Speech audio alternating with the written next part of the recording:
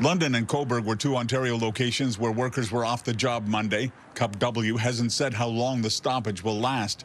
The union is also refusing to deliver flyers in many areas across the province. They continue to press the point that Canada needs a strong national postal service and can't rely on the private sector. And don't tell me that UPS or Purelator or any of those companies go to the small areas. They only go to the small areas for a high cost. So we're still in the fight of our life. Mark Platt is the union's national director for the Ontario region. He told those gathered on the picket line in front of the main London sorting station that discussions are underway this week that could result in resumed negotiations. Platt says the corporation wants to use only part-time workers on weekends, which the union opposes.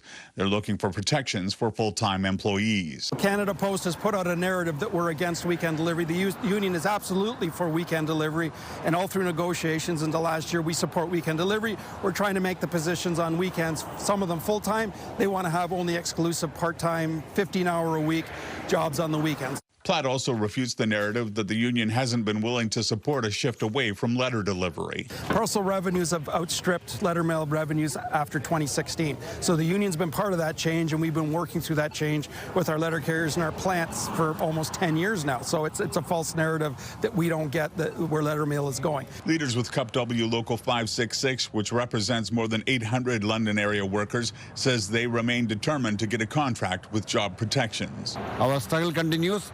We are fighting for a fair collective agreement for the last 2 years. The Retail Council of Canada says the rotating strikes and intermittent flyer delivery create a volatility their members are finding difficult to navigate. Joseph says the goal is to get Canada Post back to the table with limited impact on customers. We want the post office to run smoothly.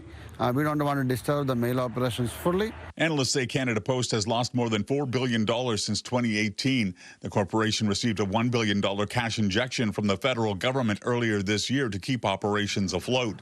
The government has signaled that a significant restructuring is needed that may include an end to door-to-door mail delivery. Gerry, Dewan, CTV News.